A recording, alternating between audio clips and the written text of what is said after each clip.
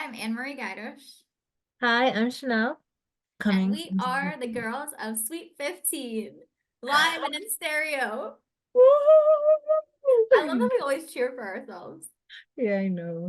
I feel like you always say this, or you said it quite a few times You before. keep doing this. The last couple of episodes we recorded, you keep doing this. You keep saying I knew you were gonna say this. You always say this. Because it's true. I feel like it's annoying me. Oh, okay. I won't say it anymore then. No, it's fine. But I feel like it's condescending every time you're like, oh, I knew you were gonna say this. I feel like you say it with an internal eye roll. I do, but I never think of it as anything bad. Are we having a fight right now?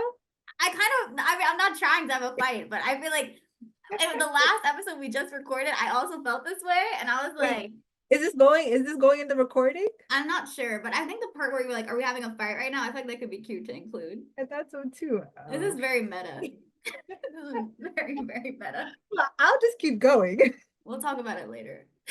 Well, this is a good transition into our series of love series of love series.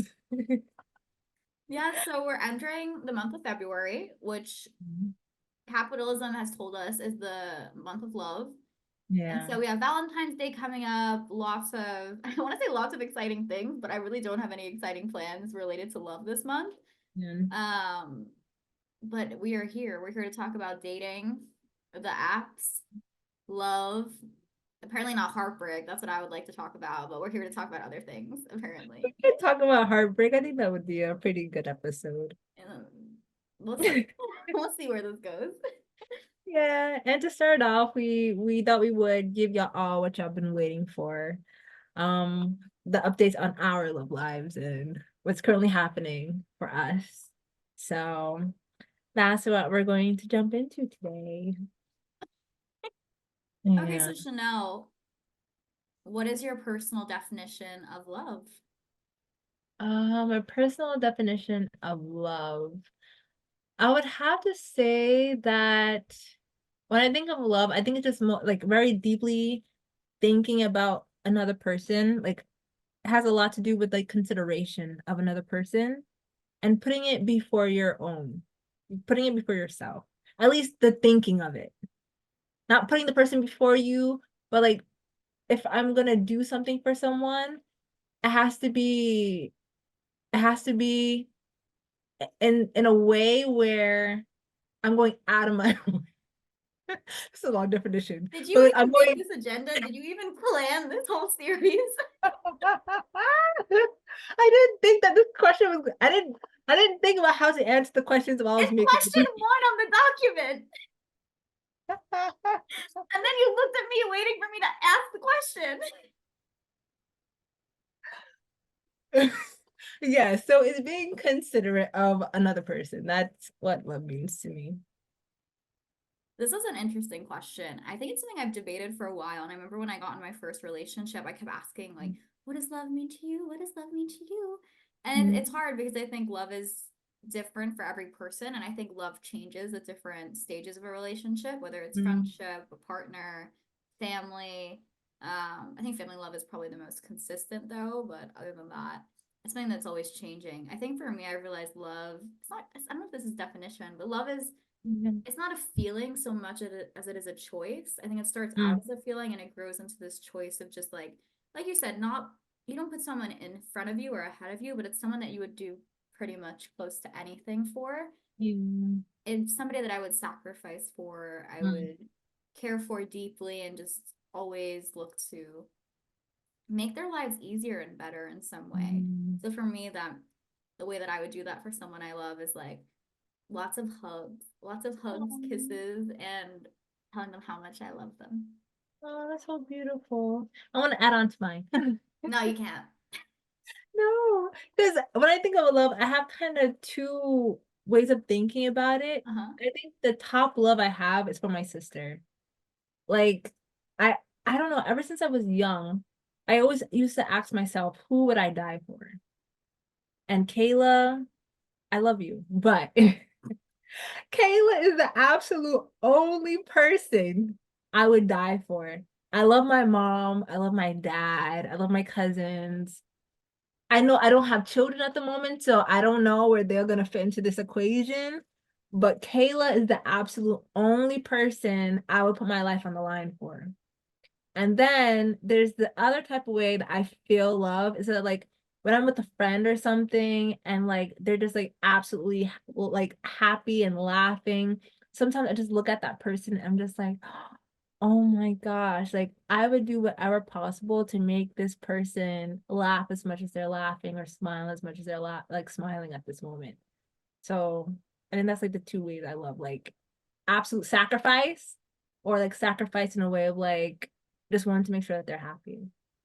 Yeah, it's funny. I have a lot of those moments with really good friends where it's just like it's one of those like really heartwarming moments, and you kind of feel it in your chest, and it's like, oh, So it's warm. like a heart boner.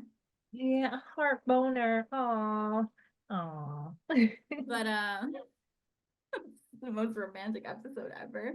Yeah. Um, yeah, I Mhm. don't know. It's funny you said that about Kayla because I feel the same way with my sister. Like, I think I don't really want children, but I feel like she's the closest to a child I would ever have, and she's not even that much younger. So it's kind of crazy, but I just know the way that I always want the best for her, and I would really do anything to make that happen. Yeah. It's funny because I looked up the definitions of love, like the seven definitions of love, like the Greek definitions. So I'm gonna say them. I'm gonna give the little backgrounds of them. But what's so funny about that is that we both describe like if we sacrifice ourselves, it would be for our sisters. And one of the love languages is like philia, which I always thought about it as like, you know how Philadelphia is like the town of City of brotherly love. love. Yeah, so like this idea of philia, like brotherly love, sisterly love. And this is the type of love that's affectionate, friend love. Yeah, that's the definitions they have. To me, though, I don't think there is a separation in terms of types of love. I think at the end of the day, when you reach like that highest form of loving someone, Yeah. I felt that same way for like a partner, to my sister, to my Mm, parents. Of course, there are different degrees to how I would act around them. But in terms of yeah. like the feeling I get, once it moves past like physical or like those lower levels, where to me it's just about time, how much time I've spent with that person, what we've shared Mm, together, I feel like it's all the same. Like me telling you I love you is the same as me telling like someone I've been with for 4 years that I love them. I mean, in theory, I hope mm. that that's the case for them, but for the future, I Yeah. mean, like I feel like it's the same. It's you would do different things for that person, but the love itself, that feeling, Mm, like to me, it turns into like kind of an obligation, which sounds yeah. bad because nobody wants to feel like they're obligated to have you in their life or anything. But I think it's kind of a beautiful thing. So it's kind Yeah. of like I know I feel like we have like a soul contract to one another to kind of just always be there for each other no matter what. Well, I don't want to bring God into this. Your boyfriend? No, You're no, not gonna no. talk about your boyfriend in I this mean, episode? this is gonna be very, very difficult. Okay, I can't go into the Trinity and all this at this moment. But so there's this idea about like obeying God. I mean, within any religion, I guess, is like kind of like this idea that you do these commandments or whatnot to obey God. And this idea of like obeying someone, it feels very gross sometimes to think like it feels like a servant position. But I think sometimes when you think about love and like what you're saying about obeying or having this like commitment towards people, it's a beautiful thing because it means that you have a sort of trust with this person. Like you love this person so much that you'll put yourself in a subservient position because that means that you trust them so much that you'll open yourself up to being hurt, knowing that it could go one way or another, but still you're going to decide to do this because you're going to put that trust into thinking that they also love you back. Yeah, I think that's perfectly said. You said that really beautifully, actually. Thank Like you. I was gonna say something very inappropriate to ruin it, but I decided not to because Oh, I thank feel like you. it was very well said. Well, I'm still gonna read the seven definitions of love and tell me Do we how you have feel to? about it. Yes, it'll be quick. Okay, All fine. right, so first, there's the eros, which is romantic, passionate of the body. Then there's philia, which is affectionate friend love.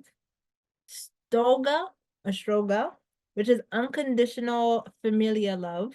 Are these Greek? Agape, yeah, it's Greek. Why am I not saying it in a Greek way?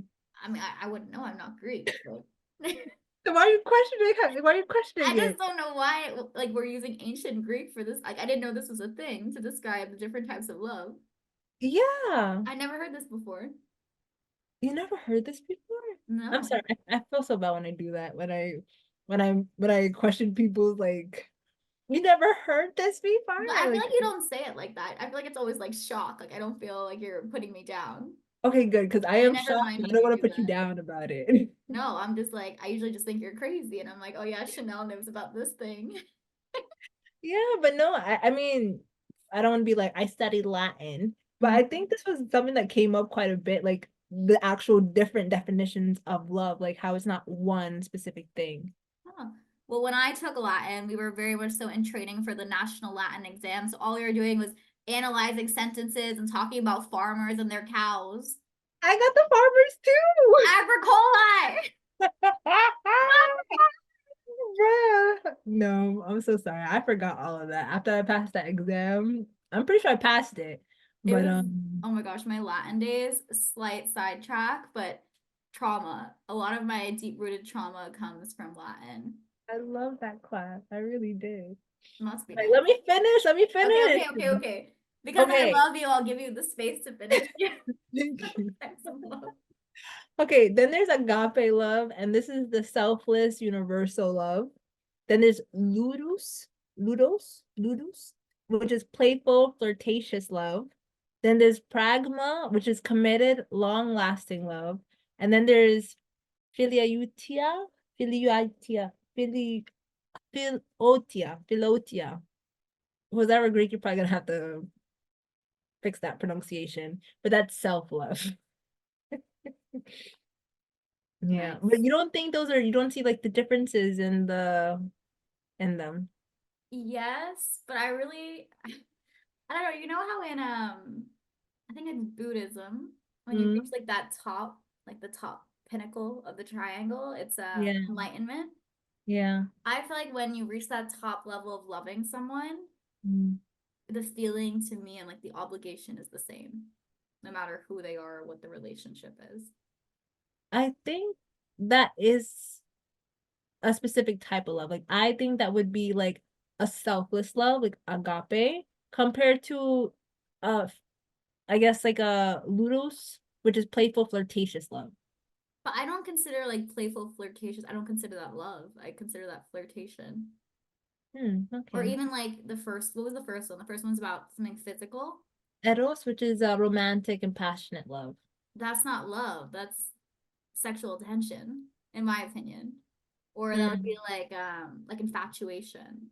Yeah, That's not okay. love. It's a very strong feeling. And I think like at the but it's interesting because I think at the time when I would be in that stage with somebody, I would probably be like, Mm. oh, I'm in love with this person. I love this person. But like Yeah. looking back on like a relationship I had, for instance, and when I was in that frame of mind and I was saying like, yes, I love this person, I love whatever. I look back and I'm like, I didn't love, I wasn't in love at that point.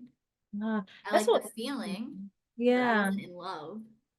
Yeah. I feel that's so interesting because sometimes people will like be in multiple relationships and then they'll find the one. And then they'd be like, oh, like, but did you think that you loved those other people before? And they'd be like, oh, I don't think it was really love. And I'm just like, what happened? What changed between when you were in that position to like where you are now? Like, what made you now feel the love compared to before? I think there's a lot of factors. From my experience, I feel like, again, for me, like the more time I spend with someone, the more I give of myself to them or they give to Mhm. me, that's where I feel like the love and kind of gets enhanced. Yeah. But I think also, if you've never actually experienced that feeling of what actual love feels like, Mhm. it's hard to compare. Like when you're in that moment, you've never felt this way before, so like you have this idea of what love is, and so you Yeah. kind of equate that to being in love. I do think sometimes people though will use prior experiences and just negate them and be like, no, I was never in love.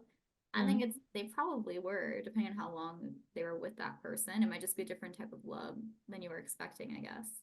Yeah. Or like it hasn't like I don't know, I feel like love is kind of like a plant. Like you plant it, it's like a little plant, and then the plant could die, but it doesn't mean you didn't love the plant for some part of time or that plant existed for some portion of time. But I feel like true love, it's like when you get to that pinnacle. Even with my sister, For Mm. example, oh my God, I hope she does not listen to this. Like, I've always loved her, but there was Yeah. a time where we were not as connected.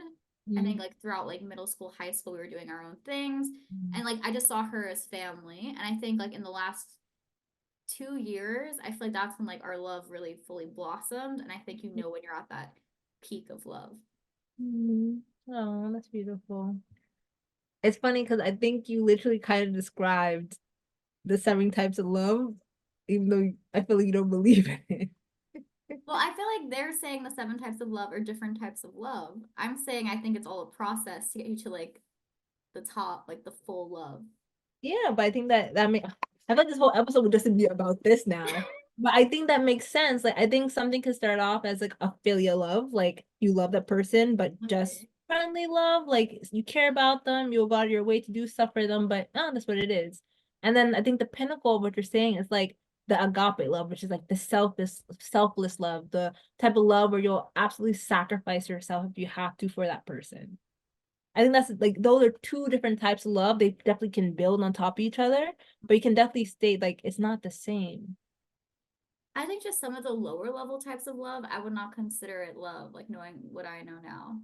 Like Okay. I guess like just from my own definition, like I would never like look at something like that and be like, that's love. Yeah. Like that's Um, appreciation. Do you know what I mean? Like, yeah, but I think that was interesting too because of course like words, no, language constructs the way that you think about things. mm-hmm. So in English, we only have one word for love.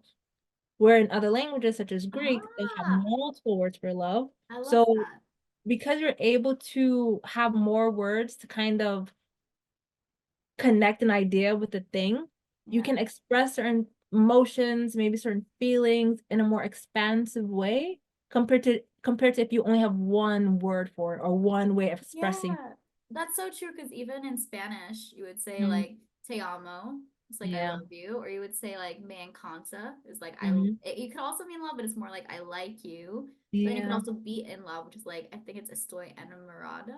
Okay, I think look that's how at you say it. you. Yeah, yeah, yeah. Yay. So like there's all these different ways to say love, but to me like the word love is such a strong word. Like, you know, do you remember how when we first became friends, you said you couldn't call me your best friend because like it was such a Yeah. like big word for you? For Yeah. me, love, I'm not afraid to tell someone I love them, but like I feel like it's a very strong word for me, Mm. especially like after being in like a serious relationship and like experiencing heartbreak and stuff. I feel like I take the word very, very seriously. So like I mean, some of my friends, I really, really care about them. And I'll say I love them, but like Yeah. I don't love them to that degree. And Yeah. I don't really keep any of those types of relationships in my life that are more of like that beginning Mm. phase, unless it's something I'm nurturing, which leading into everything about dating, that might be why I'm not like a huge fan of dating because I hate that like beginning stage. Yeah, that's so interesting because for me, I think I mean my French isn't so perfect, but the way I say I love you to like my French friends is different from like the way I would say I love you to my American friends because I know for 2 reasons. Here in France, if you tell somebody je t'aime, that means like I love you. Mm-hmm. But if you tell the person je t'aime bien, that means I like you a lot. The only difference between those two is the bien. It's just like it's like I love you well. Where I feel like my French friends, they'll automatically tell me I love you. Like we'll know each other for 2 months and they already tell me I love you because I feel one, like that is a very French thing. Like the like I feel like I've yes, heard that a lot when I'm around you, and I'm like, this girl barely knows Chanel. Like, exactly. And the thing is because it's another language, you don't have so strongly a emotion to those words. mm-hmm. And the second thing is because I think because of the switch in the language, I don't think they notice that the I love you actually means I love you in the sense that they mean it. I think they're using it as like the je t'aime bien. Yeah, but I think it's interesting too. I forget what the name of the show was, but there was this show on ABC and one Mm. of the girls had like just started seeing her boyfriend and the mom says like how much do you like this person? And she was like, I like him a lot. And then she was like, how many E's would you add to the word like to describe how you feel? And she kept saying like I like him a lot. I or no, not ease. That would be for me for like when I'm typing or texting. She said, "How many varies would you add?" I like him Mhm. very much. I like him very very much. I like him very very very very much. And then she was like, "By the time you can't even count the varies, that's when you know you're in love with the person." And so I think it's funny because I think in English, I think it's really about that emphasis, like the Mm. way I say like oh my God, I had fights with a prior partner about this, but he would get really upset if you said anything to him like, love ya. Like if you ended a conversation, like he took that as like being disrespectful. I mean, he was a drama llama, but like he thought that that was very disrespectful. And he also held this idea of love to like a very high standard, which can sometimes be a bad thing. But regardless, like the idea of saying love ya versus I love you versus I'm in love with you, all very, very different things. So I guess we kind of do have it in English, but not the same way. I guess we don't quite know how to classify it in English. I It's think very English is very confusing. simple. It is for us, but I think a Completely lot of people would different. disagree. It's complete. You said it was confusing. I was like, it's simple. I feel like English, we simplify things so much that it becomes confusing. Because now that we can only use one word to express love, what happens if I have a feeling of love that's agape, but I don't know the word for agape, so I can't actually tell you exactly what I'm feeling. I can only use one word, and you won't get a true sense of how deeply I love you. It's funny, slight tangent, but not really. I remember when I went to Berlin, I went to the store. It's a whole story, but basically the guy said to me like, "Oh, you're from America, like land of the free," and he was being really sarcastic. So it's Mhm. funny because I feel like even our language is supposed to be more free, more open, more expressive, but Yeah. that kind of creates problems or constraints with the way you want to express yourself. Because I feel like like whenever you watch a movie about a girl falling in love and she always has like emotional issues or like I don't know, she has some sort of issue and like she can't say I love you. I feel like in other languages, because you can build it up in a different way, I feel like Yeah. maybe it's a little bit easier to actually get to that point of like being willing to like say, yeah, I love you. You know what I Yeah. mean? Like, like in the movies where it's like the boyfriend will be like, I love you. And then you're like in bed with them and you're like, I'll be like, okay, I babe. love pizza. Oh, oh. Like there's no way for us to really differentiate the difference. Like maybe you're like infatuated with them and Yeah. you have that like physical love for them, but you're not quite there emotionally yet, you know? Yeah. So we should Mhm. start speaking in other languages to express ourselves. And that's the moral of the story. Oh, but even like pivoting from that, like pivoting from the foundations of like language and like our first kind of experiences with the idea of love, like what was your first introduction to this concept of love or being loved? Yeah. I mean, do you mean in terms of like platonic love as well or more like romantic? I think let's mostly stick to romantic love. Romantic. Yeah, I Yeah. mean for me it would have been my first relationship. Mm. Um I think it was the first time where I felt like there was somebody who was like really taking care of me and like Yeah. providing attention for me in a way that I really appreciated. It's funny because I see on this agenda a lot of stuff like about our families. Um, and That's where I so thought we were going, but I mean, there's one different. question with a typo. It's very intense, but we will get there.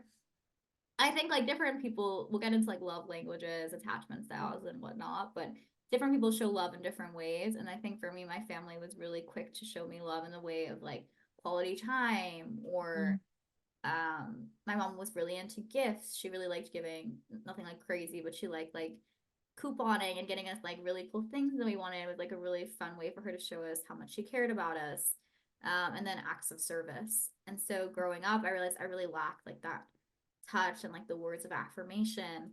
Yeah. And I feel like the first person that would come to me and kind of like really make me feel special in that way was kind of catering to those needs. And I think I found that in my first relationship, but I realized you can't really build a sustainable foundation off of something inspired by trauma. But I Mm. think for me, that's kind of the first time where there's this guy and he was like completely enthralled in me and like he he liked all these things about me and he was so complimentary and that kind of made me feel love for that person. For me, another thing with love is like feeling safe around him. And I think it's very hard for me to open up to people. I used to have a lot of issues with trust. I always felt like people were using me for something.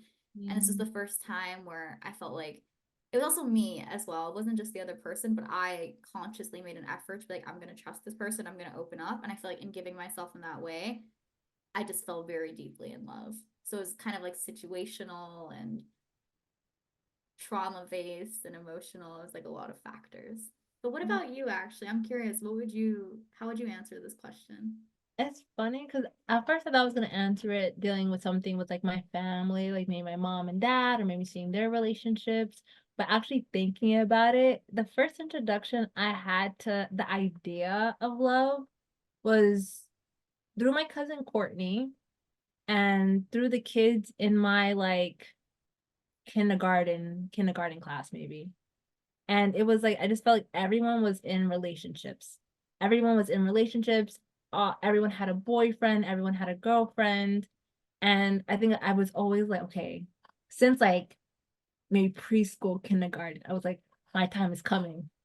I'm gonna get candies from the boy. I'm gonna get candies from the boy at school. He's gonna want to hold my hand. I think like this was kind of like my first like click as in like, oh, like there's more to like love than like just what you can get from family. Like there's also this like relational part between somebody who's not part of your family that's going to also care for you romantically. Like there was, I think this is the first time I ever had the idea like there was anything romantic out there.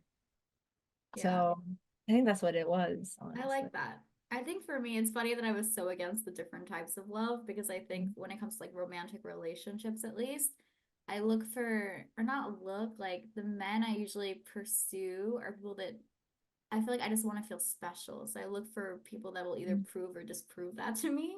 And so I Yeah. like that idea of like just a lot of attention and like being fawned over and like just feeling very special.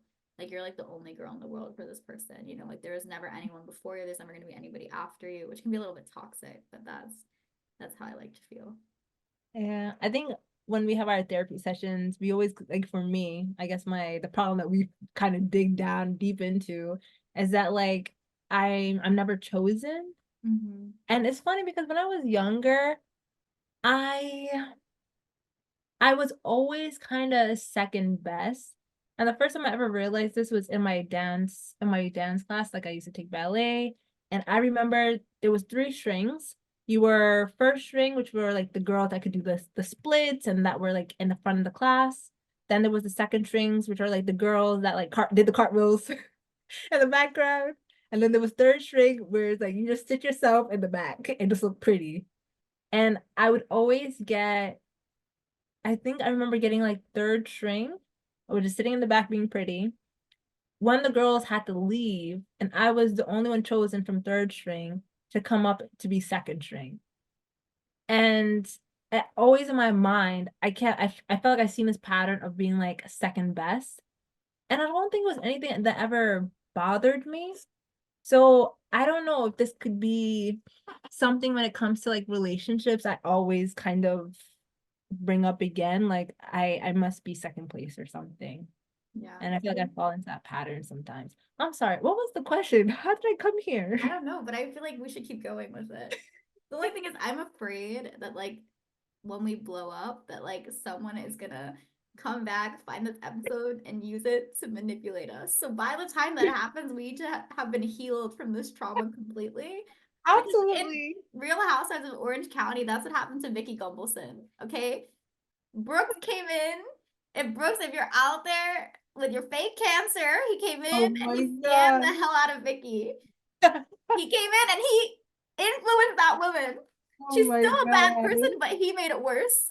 I Mm-mm. will not be Vicky Gumbelson. I will not be. No, but Mm-mm. it's funny because I feel like my issues with relationships and dating, they're similar to yours, but different at the same time. I feel like I was always chosen, but I feel like I never felt good enough for what I actually wanted. So I would get like a small part of what I want. Like I always had boys interested in me. There were always guys asking me out, getting me roses, like I had quite a bit of attention. It was just always the guy I didn't want, like the nerd. No offense to the nerds, but like I'm Annmarie Guidish. Like, no offense, but like I have high standards now. In the past, maybe not so much if you look at my dating history, but and now I have high standards. And so I think I always had this idea of wanting to be with like the cool kid or like I wasn't uncool, but I was doing my own thing. And I always felt like I wasn't good enough to get the person that I really wanted. And I feel like this persisted even through college sometimes. And for me, it was this idea of it's not being chosen, but just not being good enough for what I actually wanted. And I think sometimes it persists even like in professional things. I think it's just a core like root issue that I have to like work on. Yeah. I don't know, because I felt like I was always second choice. But it was strange to me because I always felt like I was the obvious choice. And I'm not trying to be like super like, look at me, look, I'm so pretty, I'm so this. Like it wasn't ever that. But I think with like through media, I was always the girl. I was the girl that looked like the girl on the magazine. I was tall, I was skinny, Must and be in some nice. lighting, I could be pretty.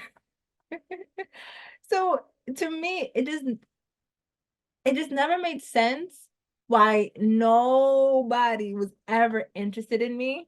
And I was never the girl that I wasn't picky. I liked the nerd. I wanted the nerd. I wanted the guy with the glasses. Like, I don't know what it is about guys with glasses. Like, No, don't I even get me wanted the started on that.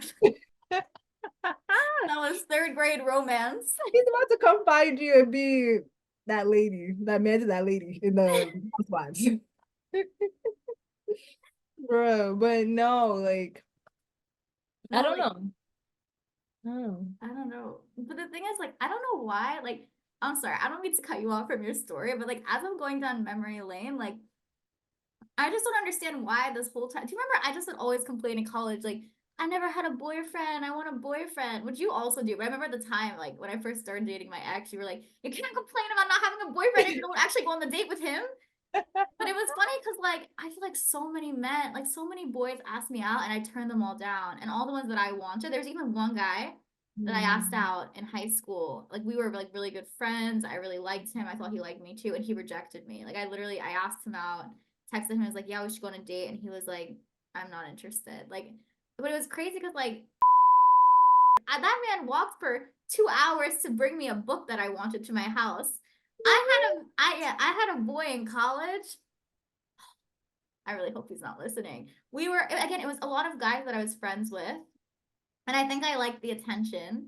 But also, you should still be able to be friends with guys. That's a topic for another episode. But I had a boy who like he liked me. I rejected him twice, and he still waited online for me to meet one of my favorite male celebrity actors. He waited online at like 6 a.m. for 3 hours because I couldn't get there from Staten Island, and then he gave me the pass to go meet this guy that I was in love with.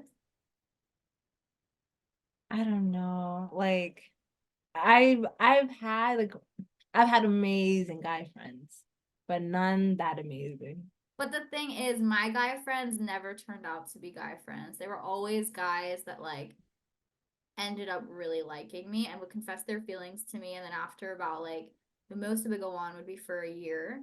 Yeah. And at the end of that year, it would end because I'd be like, no, I'm not interested in that way. And I think now, like, when I pick guy friends, I'm very cautious about it because I just assume that there's something there. Mm. But like originally, I mean, when I was younger, I wasn't really like thinking about it. It was just why can't girls and guys be friends, you know? But it's Yeah. funny because I didn't always have a lot of girlfriends. I had a lot of guy friends actually. Most of my friends were guys, but maybe that's why most of my friendships weren't long lasting because they were all in love with me and I had to break their hearts. I was the complete opposite. I only ever had girlfriends because I didn't trust guys. Mm-hmm. Um, one, like if I had guy friends, they always did something weird. It was always something weird.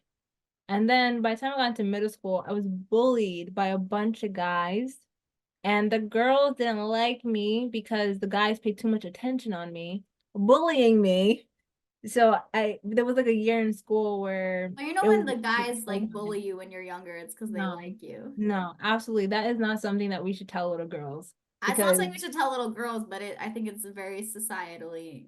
that's what they say, but I don't think they torment you. You don't get Okay, not tormented. torment. I don't know what kind of trauma you've endured, but like a little I bit of would have teasing. rather like have absolutely no attention from any guys than like I mean it I don't want to say it could have been worse. It was bad enough. It was bad enough.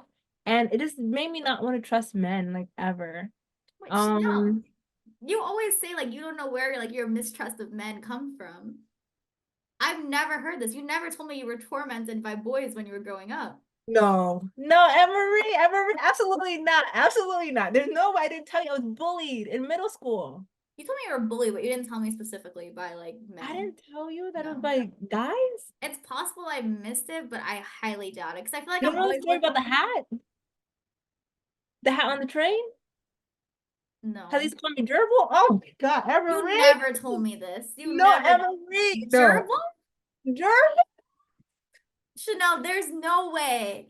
I would 100. I have listening issues. I'll say that, but I would remember that because I feel like so often we talk about, I mean, it's not a dig, but so often we talk about like you not trusting men and us being like you were always like I came from a stable childhood. Like I don't know where this would come from. Like, there's no way you told me this and I would not even like it wouldn't even come Okay. to my mind.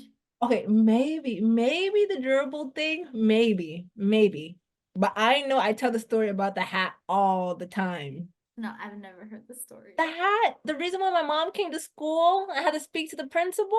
You have to speak to the principal. Oh my god, Emery, Chanel, Chanel, I've never heard this story. I No. Okay, I was watching Real Housewives yesterday, and Lisa Vanderpump, she's supposed to be best friends with Kyle. I'm sorry, it's not related, but Kyle couldn't remember her grandma's name, and she had been like saying the grandma's name like every day, like in the last 4 episodes. And she was like, "Yeah, Nanny K is coming," and then Kyle was like, "Who's Nanny K?" And she was like, "You're supposed to be my best friend, like of over 10 years. How do you not know?" Chanel, you have never told me the gerbil story. I feel like you do this all the time. I feel like there are so many stories you don't tell me, and then you think that you do. Ever for some reason I feel like I told this story like on the episode. I could I be told the story wrong. about the hat. It's not even ringing a remote bell. Like I do not any like gerbil hat. You barely talk to me about your family. Like only in the last couple of years, I feel like you really like started opening up more about it. I've never heard the story. No, like if I never told you this story, I have serious problems. I have serious problems if I never told you this. But don't you think it's odd that like we've talked so this episode is becoming very intense. Like, Very different from what was planned. but don't you? I feel like so many times we've gone over this and you've never been like, maybe my distrust of men comes from being bullied on the playground. Like, isn't that, you don't think that's also odd? It's definitely a reason. It's But you've definitely a never, but reason. I've we've never had brought this this up. conversation, like you sitting at my kitchen counter and you being like, hmm, I would say first, I'd be like, oh, I feel like your issue is like you don't trust men, you feel second best, blah, blah. And I was like, but there's something deeper, like it comes from somewhere. And you would be like, I don't know. Like my parents treated me really well. Like I had a really stable childhood. And then I'd be like, there's got to be something deeper. And it would just end there. You never were like, well, when I was a child, I was bullied by men on the playground and all the girls hated me for it. Like that would be a natural progression. And the amount of times we've had this conversation and you've never brought it up because it would have literally solved, I'm not going to say solved the problem, but it was the answer to the questions we've been asking. I never told you about the time the girl pulled out a knife on me. The thing is, the knife sounds like I could have heard about it, but the problem is my mom also had the same story growing up where this girl at her school pulled a knife out on her. I Unless think okay, because you told me this story, and I think you brought the story up because I told you the story about the girl pulling out a knife on me. But there's no way I could have ever got to that story without telling you about the hat and the boys bullying me at the train station. do you want to tell me the story? I'm sure I told you it, but I'll tell you the story. Like maybe it'll ring a bell, but the thing is, I feel like you do this sometimes where you'll tell a story and then you'll be like, there's no way I didn't tell you this other part of the story. But there's always a way because you never tell me the other part of the story. But I Ever. just don't understand how I could have Because told you about the book about the knife, but I didn't tell you about the I'm the hat. first to admit I'm not the best listener. And I know this, like even in our relationship, I'm sometimes I'm like, I feel like I should know more about Chanel. Like even when we first became friends, I was like, I think her parents are divorced, but I don't know why. And then it was They only weren't. They recently that it weren't. became a thing. So I was like, so it's like I'm always afraid to ask things because we've been friends for so long. But I feel like I'm also the first to admit when I'm like, okay, I feel like I've heard parts of this, but like I Okay, don't but remember you know all I of was it. bullied. You know I was bullied in middle school. Yes, I remember like with like you weren't like super close with the girls. Because Mm, all I I remember can't you even telling me about tell being you. bullied is that you were bullying other girls.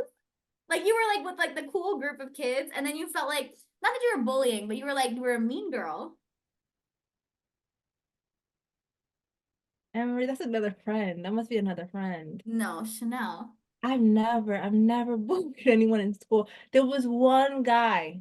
There was one Not guy, that and you I were bullying. I remember used not that you were bullying. That you were like you felt like you were with like the cool girls, and like you all were like you had like your clique and stuff, and like that was your experience like in high with school, maybe in high school. Yeah. I was a nerd through and through. No. I was the nerd through and through. My okay.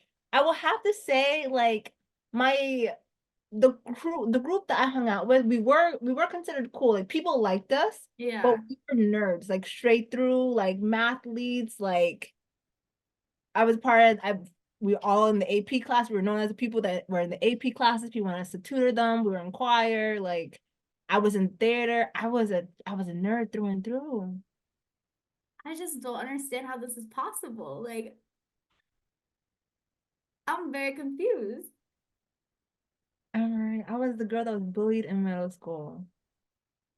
I really don't I just don't know how I would I had forget that. no friends, no friends. And I can't even say like I was not bullied by girls. Like, the girls didn't like me, fine. But I was bullied by the boys, and the boys were the ones that made sure the girls didn't talk to me. And it was only in middle school, everyone came back and was like, Chanel, I'm so sorry. Like you were so nice. And we never knew. We never knew. What? And we're just no way. This is my character arc story. This is how I became the person I am today. I just don't believe I've heard this story. Maybe You not to this. have, I don't feel like you ever sat because I feel like I also talk a lot. So I yeah. don't. I feel like the most you've ever talked to me about yourself was when I came to see you in Turkey. Like that's when I feel like it started. And I feel like we talked about stuff from like your family, like when you were younger. Okay. I think okay. There's a possibility I never went deeply into the story. I think Maybe I know you what told I'm me a mixing it couple up of with. details and I just like it didn't go deep, so I didn't Okay. register. I feel like this does not ring a bell to me.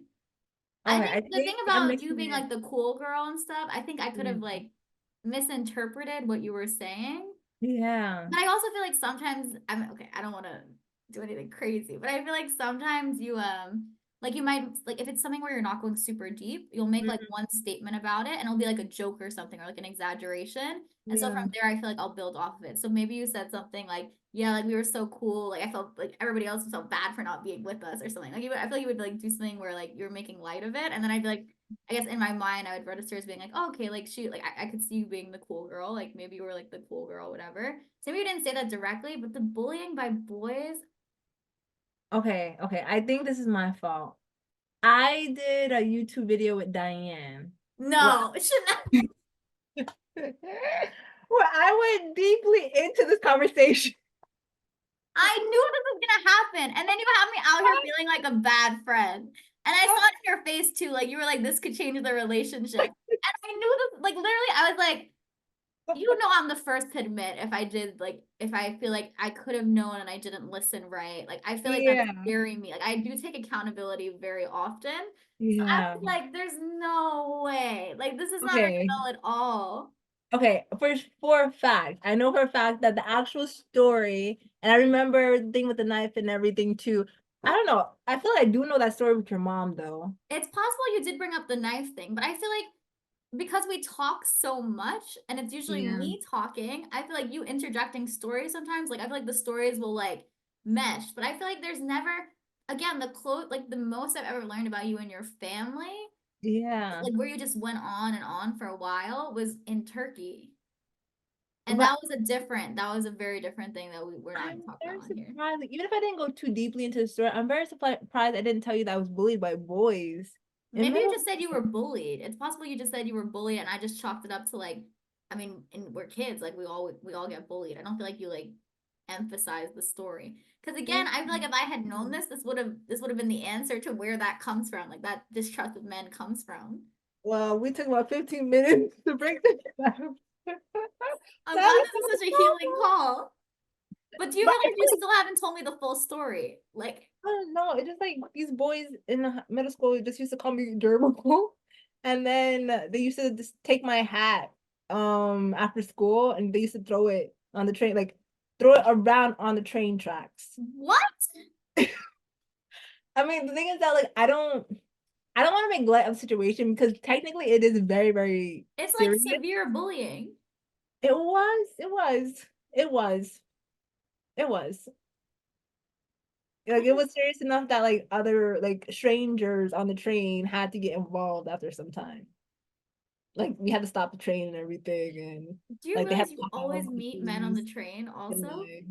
like there was a woman this late this time. It was the woman this time that like stopped people and told them my story. But do you remember how yesterday we were talking? I'm like, I have chills. Like, do you remember yesterday we were talking about how, or like the place where you meet people and how I did want it to be dating apps? And Yeah. you said yours was in transit, like when you're on the train. Mhm. Isn't that kind of crazy? Which part? Like you were bullied. Like they would literally throw your hat around On the train? on the train. And now you meet so many people on the train or like in transit. Did you know the story I told? I mean, this was another episode that y'all will listen to. But the story I told about me being harassed by the old man, that Yeah. was also on the train. Yeah, you did say it was on the train. Man. And people also had to stop the train and call the police to let them know I was being harassed. A man held my hand on the train. I'm so upset I never heard the story before because I feel like it helps me understand you so much more deeply. Like I feel like I feel like this explains so much to me. I went through a lot of life. But I'm just also upset that you really thought I knew this story and you were getting like not mad at me, but I could see it in your face. You're like, there's I no was way I didn't tell you this story. I no, honestly, I'm quite shocked. I never told you the story of me being bullied in middle school by these guys. And that I had a crush on one of the guys. I had a big crush on one of the guys. I never told you. I told her, I said the whole man's whole government. We just keep it's crazy though that like you remember like I don't remember a ton. I have a good memory, but nothing like crazy. Yeah. I could tell you right now a list of all the crushes I had. You know what? I'm gonna do it shamelessly. Or not the men that either had crushes on me or I was interested in. It's gonna be a long list, isn't it? I don't think so. I get very attached. Okay. The first guy. I had a lot of there was oh man. Mhm. I can remember all of their first and last names. Yeah, there's only like three guys I think I thought I was deeply in love with. One That's of them it. I realized I just wanted to have sex with them though. I think it was just like my urges from a young age. Like I would always think Oh, about him like throwing me down on a table like in elementary school. oh my, this is very graphic, but I'm not gonna lie. I also had a very graphic mind by the age of like 5. Absolutely. Did you actually? Absolutely. Could have been earlier, but by the age of 5, my mind was dirty. Okay, good. That I think that should be another episode, This is honestly. healing. Wow. This episode has gone places. It's gone places that it was not supposed to go. Yeah, like the question is dating. What is your current status? But somehow we got into your deep childhood trauma. But it's funny because one of the what does it call it? One of the titles of a section is called "Did Our Family Fuck Us Up?" But apparently not. It's just society as a whole. I think it depends. I think for me, the answer is yes. I think my family did fuck me up, but it's okay. And I don't think it's 100% their fault. I think they gave me what they thought I needed.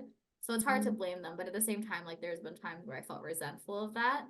I think my parents, they have some things they need to work on. I think I also do.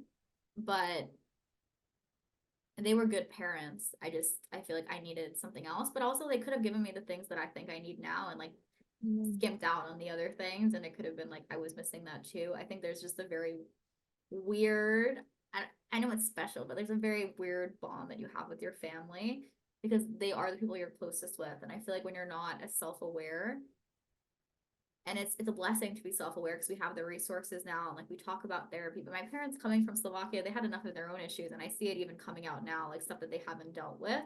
And so Mm. I'm lucky because I feel like I'm growing up in a society that's a lot more cognizant of this stuff, and it's kind of Mm. teaching you how to work on yourself, even as much as we hate social media. But on TikTok, there's so much I learned on there just about the importance of like mental health therapy, things like this. So the long, I mean, the short answer is yes, my family did fuck me up, but the slightly longer thing is that I have a choice to fix it.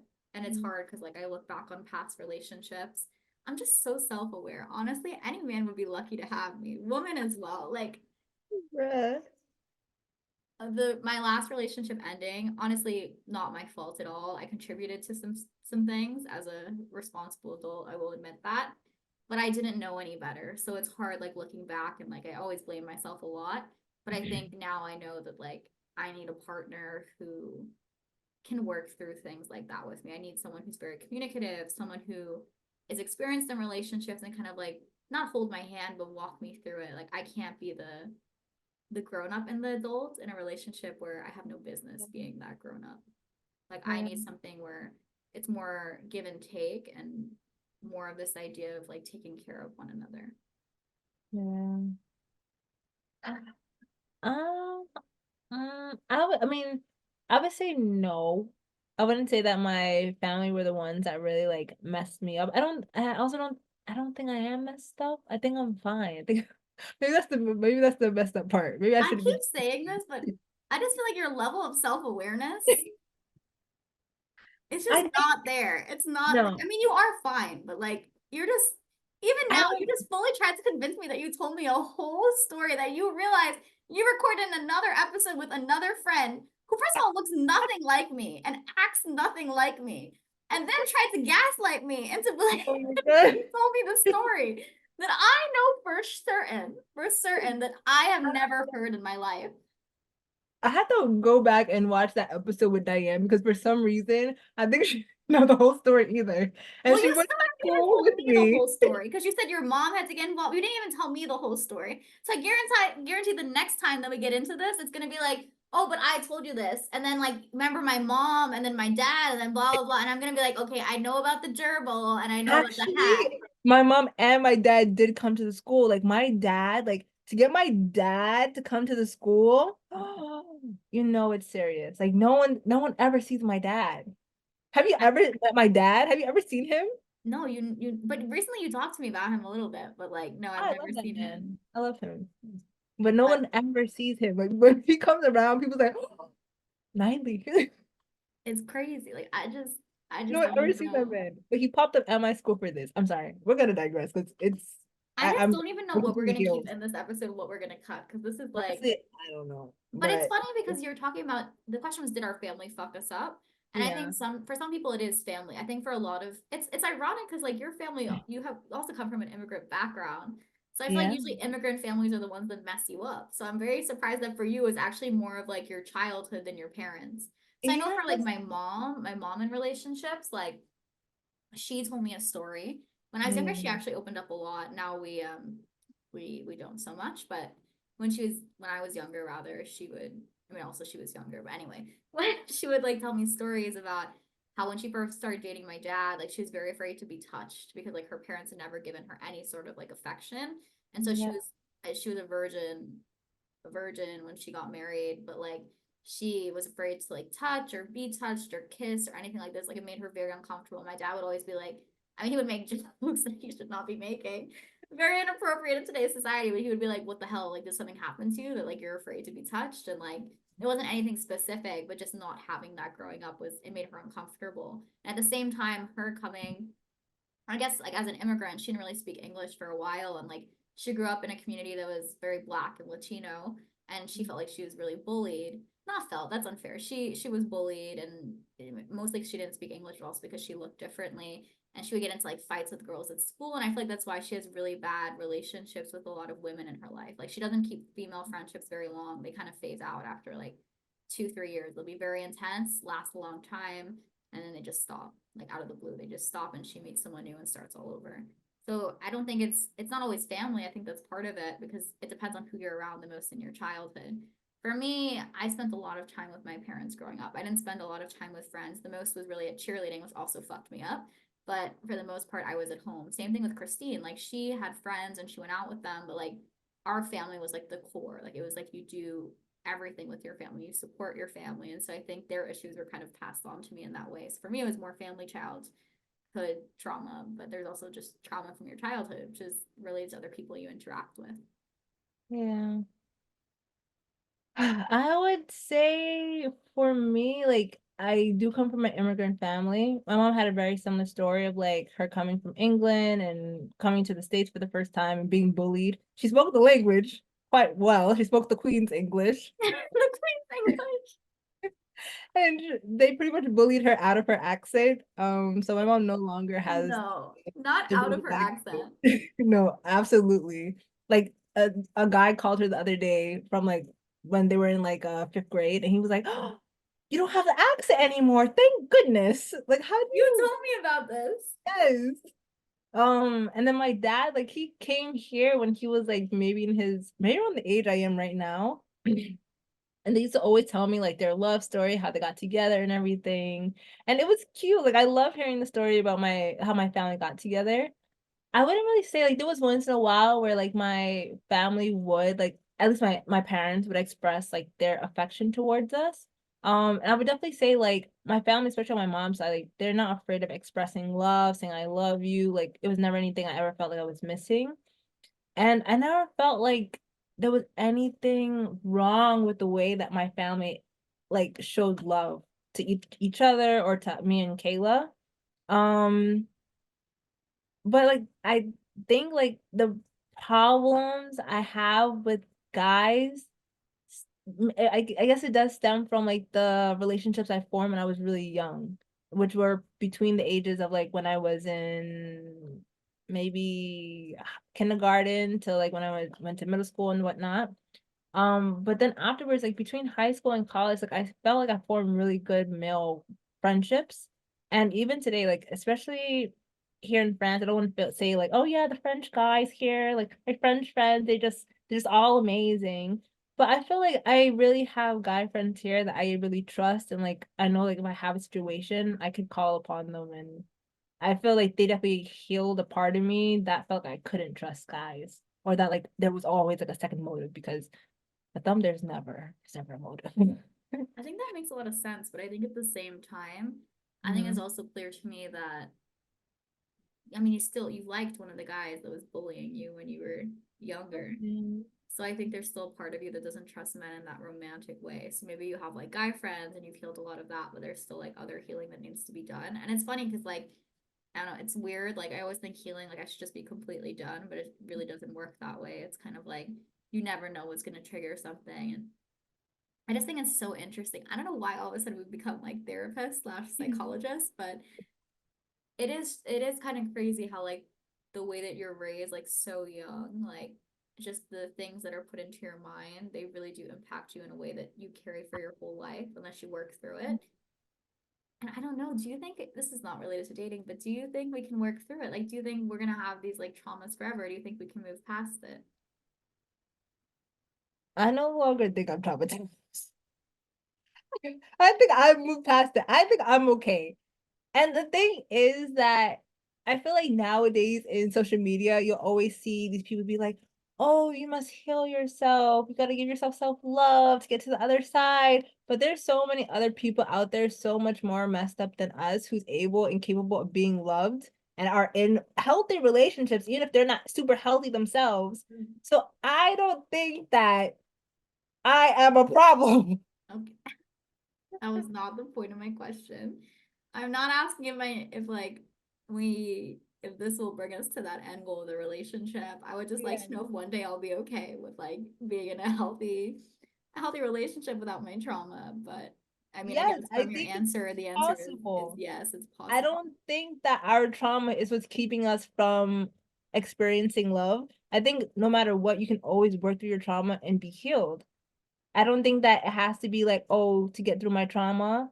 I don't think it has to be a linear thing where, oh, for me to find love, I have to get through my trauma, or like there having to be like the specific Yeah, like I guide agree. guidebook to it. Well, I really believe that if you're with the right person and you're both actively working towards healing and being better, Mhm. you can do it together. And in theory, it should be not easier, but nicer. I don't know, more helpful because you're doing it together. So you have that support system. But I Yeah. also think when you're with the wrong person, it can trigger that trauma. Actually, I think any sort of relationship, whenever you're in love, I think it triggers trauma because it reminds you of like love you've received in the past or Mm-hmm. haven't received. And so I think the right person will know how to deal with that when you're there with you. Like you Absolutely. both have to be like mature enough to be able to handle that. And you really don't want to be in something that's very toxic. So I think then instead of taking away from your trauma, it's kind of like you just keep building more. So instead of like breaking the wall down, the wall gets higher and Mhm. higher. And so I don't know, for me after my last relationship, it was so traumatic for me that I just like I've been very not I'm not anti-love because I really believe that there are three men that I am supposed to be with at different points in my life, three very specific men. Um, and I know we're meant to be, but if anyone wants to know who they are, they could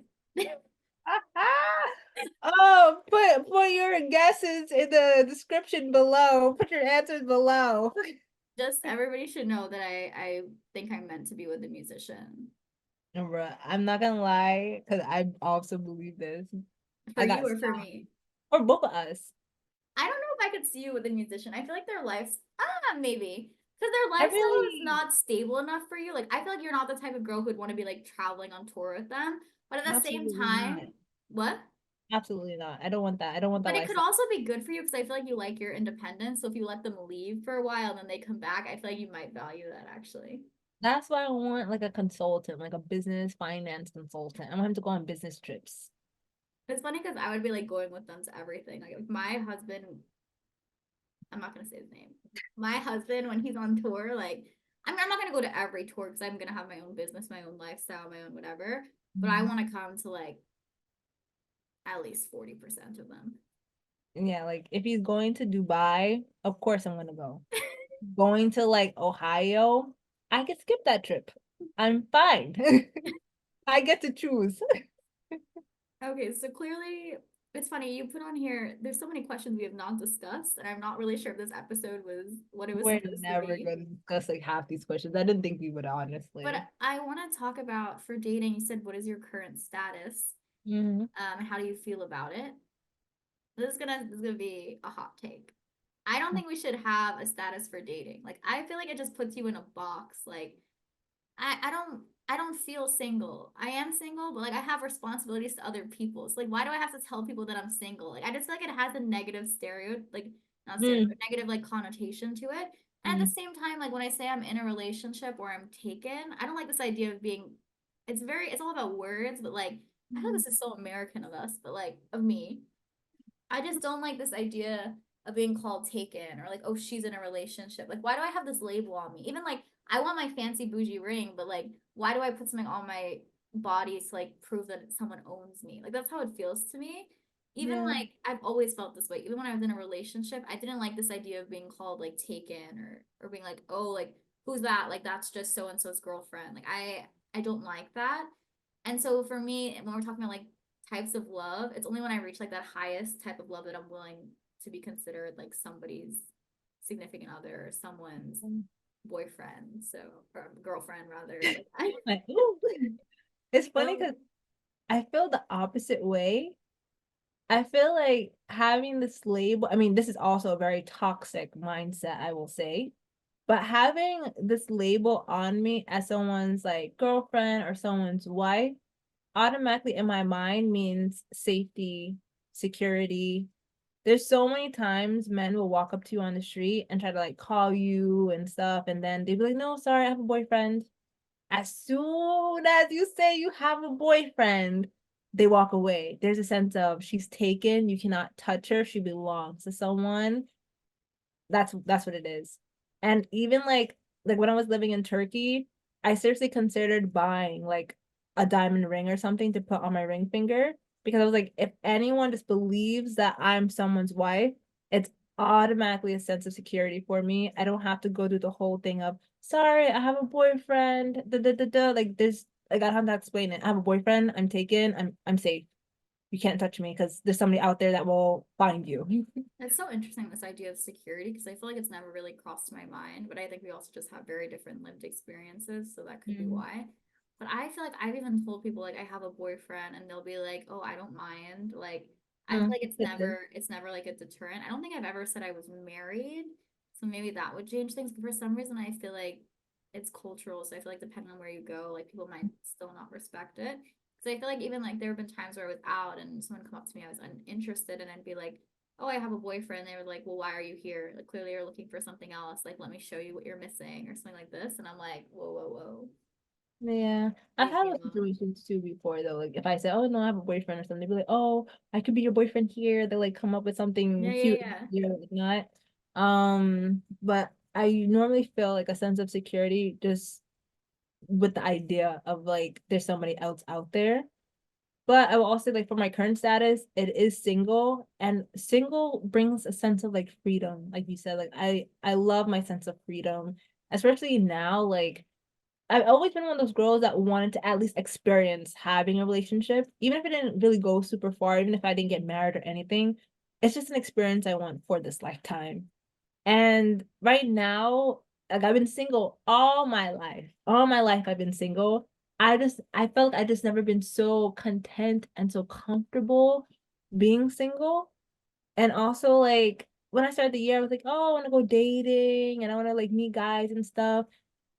And the other day, like I almost planned a date with this guy, and I was like, no, like I like not having to commit to someone, not having to think about someone else in that way, like having complete flexibility with my schedule. Like being single right now, it feels so nice. It just being single in 2024 is so nice. I just have determined that you are a crazy person. Like I am in love with, and my best friend is a crazy person. Like if you guys had heard her 2 weeks ago, I change every few weeks. Every few weeks, I have like a I different. cannot keep up. 2 weeks ago, she was like, "Yes, like I'm gonna go on dates every week." She was like, "We're gonna get on all the apps and we're gonna find our people." Like my cousin, she's going on these dates with all these amazing men. Like I can find them too. She was out here scouting. She was like looking for location services. She's like, I know, I think it's based on my location. She's trying to look at like the tech behind the apps. Like she was No, committed. Like I feel like I haven't seen you this committed for something in a while, besides like your actual job. So I was like, wow. that was Chanel 2 weeks ago. This is Chanel today. It's funny. I don't like the process of dating. Like to me, I have enough friends. I have connections in my life that are very valuable. I've realized lately, like I hold myself to a much higher standard than I did before, and I hold my time to a much higher standard. So to me, if I'm going on a date, I mean that means I'm like I have to get my hair done. I have to like look and feel my best. Maybe I'm getting a new outfit. Like I when I commit to something, even if it's just a date, like I pull out all the stops. Like I go full force into it. And I realize like some people are just not worth my time or energy. So if I haven't met someone that I'm really excited about, and I'm not just saying like even just like looks or like finances or something specific, like if I'm not really excited about it, I'm not gonna I don't want to engage in it anymore because if it's not gonna like what can this person do for me? Like I can take myself to dinner. I can buy myself my own food. Like I feel like if you're not going above and beyond to show me that you care the way that I would for someone that I would want to go on a date with, then why would I bother? So I'm just not as invested in it. But it's hard because I know a lot of people say like, like this attraction stuff grows with time and like, even my ex-boyfriend, like when we first started dating, I was not attracted to him. I had no interest in him. Like he was just some guy. And like it kind of grew with time, but like look how that ended up. So maybe like we should just go for the things that we're excited about. Like I don't know 100%. I don't know what the right answer is, but like we're in our 20s. Like why am I giving my best years, I'm at my peak physical shape. Like I'm just gonna give all of this away to some random guy who's gonna take me out for like a $20 dinner. Like, no. And it's not even like I don't need money. I'm not asking for a lot, but like make it special. Get me flowers. If you can't afford flowers, pick a flower for me. I don't know, like you can't afford roses, okay. I don't know, get me some carnations. Like get me something or like ask me how I'm getting there. Send a car to my house. Like I don't know, like if you drive, just pick me up. Pull out my chair for me. Like it's just small things. Like don't just get me there and be like I just feel like people want stuff from me a lot. I feel like I've Mm. gotten to a place in my life where I feel like people just want things from me, especially guys, and it's like, but then they can't even get it up in the bedroom. Like I just don't understand. Like what? Like you can't make me come. Like you can't get me roses. Like why should I come to our date? Like I just don't understand. Like Mhm. No, honestly. I think the thing that switch, I don't know, turned on the switch for me with this new feeling of me being happy being single. I didn't want to talk so much about friendships because I feel like that's what we always talk about. But truly, it is friendships. Like this past week, I went to a friend's house. She was so sick. She was so sick. And it was super last minute, and she made me soup and everything. And she bought me like we cut up oranges, and we were just sitting there, and it was so nice. It was so nice. And I was just like, I really love my friends. Like it was something so simple. Like I really love my friends. And then of course you, Annmarie, when you like send me little things on like TikTok or Instagram talking about how much you love me and stuff, I'm just like right now I just feel so like content in my friendships. Like, and honestly, like, if there's not gonna be a guy who's gonna like bring me this type of feeling, then I don't want to. I don't want to do it. I feel the same way. And it's funny too, because like I think societally, like I don't know about you, but I keep seeing all of our friends, or friends is a loose word, but I see a lot of people I know getting engaged. And I feel like I've seen like in the last week alone, I've seen like 3 or 4 people getting engaged. And so it's hard because you see that and you're like, of course I want a partner down the line. It's not like I'm anti men, but it's just right now I'm working on me and building me, and like any relationship or guy that I've tried to like over pursue never worked out. Usually it's the ones that just come to me. And I feel like I can still be choosy with the ones that come to me. Like I don't just have to take the first guy that comes to me and is like, Annmarie, I'm in love with you, you know? Like I could be a little bit more choosy with it. But other than that, it's like I don't need to do what everyone else is doing. Like also the divorce rate is high. Who knows how long these people are gonna be together? Not to be like pessimistic, but like you never know what the future holds. Like we see this and we see all these people having like this what we think is an ideal sense of love, but you're not in the relationship. Even sometimes when you're in your own relationship, you don't realize how bad things are going. And people are like very in their own minds and their own heads. And so I don't know, I have so many good stories about this, but the one that comes to mind right now is like Chanel and I travel so often together. My ex-boyfriend, when we would travel together, we would fight a lot and he made me feel really unhappy. Like he just made me feel like the way I wanted to travel was not okay. Chanel and I both travel very differently, but we still, when we travel together, I feel like we're able to like come together and like find a compromise. And we always have, with the exception of Ireland, we pretty much always have the best time. And so even like Chanel and I, for my birthday, I mean, she would already have the trip with her friends, but I'm gonna come. I'm gonna go skiing with them in like the south of, it's not south of France, the east, the west of France. I don't know, part of France It's where good. It's the advanced. Alps are, where the Alps are in France. Anyway, we're It's going skiing good to like a France. lodge. And it was so cute because Chanel, if you had listened to the Christmas episode, she said that like she sees us spending like Christmases together, like our families, like me, Christine, her, probably, I don't know, I feel like Kayla's gonna do her own thing, but Yeah, our definitely. families together, like celebrating in like a cabin or something with like snow falling. And I feel like we kind of are doing that now together. And it's almost like we are in like a romantic relationship. Like that's something I would want to do with a boyfriend or a partner. But it's cool because I'm not lacking. Only thing I'm lacking is sex. Like she can't give me that, but like that's You- okay. That's okay. I can touch myself. No, I'm just kidding. It's so No, but it's funny. like even this is just me venting now, but I went on a dating show a couple of weeks ago and my prospects, they were not good. I was the bachelorette. I got to pick between the two. One of them, we were definitely more compatible technically. The other guy, just like he wasn't as interested. It wasn't like a huge production or anything. But the point was to like find love. Like you're supposed to find love. I Mm. had a better vibe with the other guy, so I picked him, but he was not my type. He seemed very interested in me, and he texted me like we exchanged phone numbers. I was like, the goal of the thing is I picked the person we're supposed to go on a date, but he lives in Texas, I live here. Even the other guy lived in like North Carolina, so there's no way we're actually going to meet up for a date because these men, they cannot be affording to fly me out. Like it's not going to happen, and I am most certainly not flying them out. But the main guy in charge of the show was like, "Can you exchange phone numbers?" I was like, "Yeah, sure, whatever." And we exchanged numbers, and the guy messaged me, and he was like, "Oh, like, hope you have a great week. Like, it was nice, whatever. It didn't go anywhere else." He never messaged me again after that. I will say I didn't give him much to work with after that because I was really not interested. But he didn't start a conversation, nothing. Like, check in the next day, be like, "Hey, how was your day?" Like, nothing. I got nothing.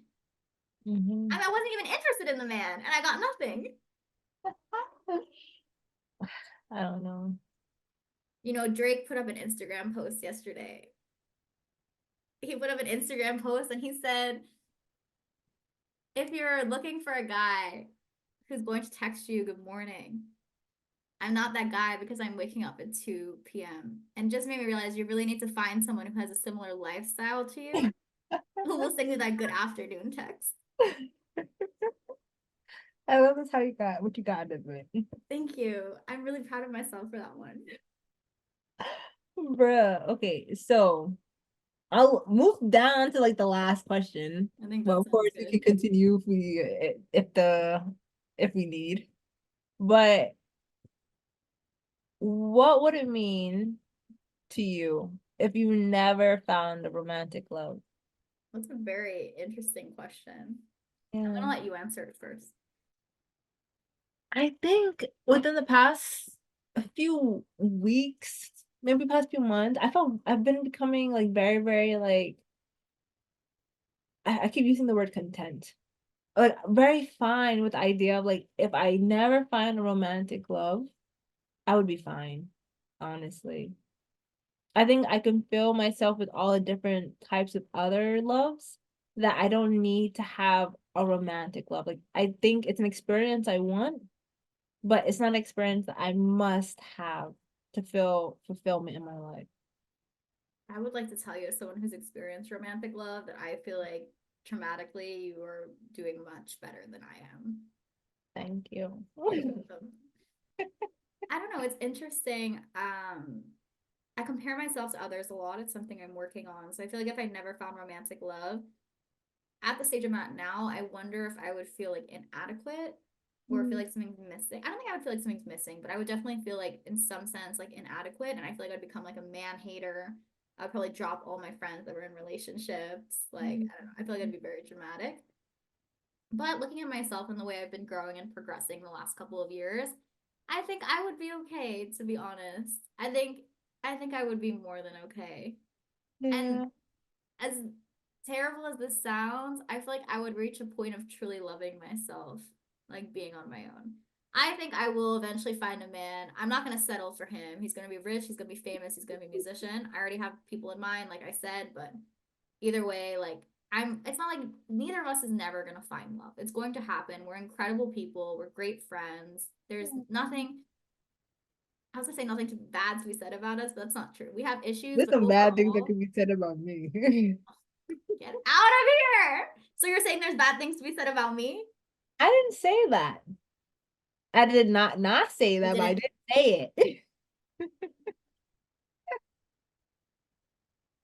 So Mhm. no, but I mean it's unlikely in this world that we'll never find someone that we're interested in and that's interested in us as well. I don't know how much time it will take, but that person's definitely out there. And I think that's exciting. But at the same time, I do think that when you're in a relationship, if you're not completely stable and like self-aware and in that phase of growth, I think it can really mess you up even more than your family or your childhood. And so honestly, it might be nice to never find romantic love because I think I'll just fall romantically in love with myself. I love that. I love that. As I was saying it, I was like, this is good. But I Yeah. think that is the perfect outro for our little love introduction that became a vent into a ramble. Oh my gosh. But Like, we wanted to talk about dating apps, but honestly, I feel like this is a perfect closer. yeah, Maybe honestly, we'll there's do not much another to episode say. on that. Yeah. Yeah.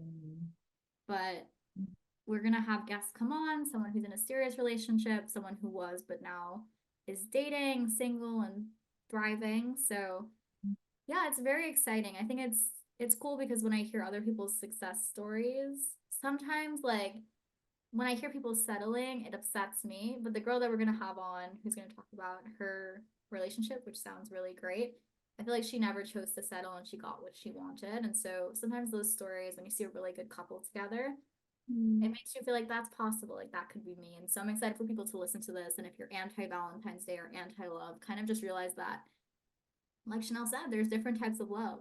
And you can find that in the people around you. It doesn't have to be romantic. It can be, Yeah, but it doesn't have to be. that's nice. There's so much more I want to say, but honestly, I feel like if I start up again, we'll never finish. So this has been Chanel, This is Annmarie. and we are the girls of Sweet 15. Welcome to the Love Month. Okay, Bye. cool. The recording has stopped.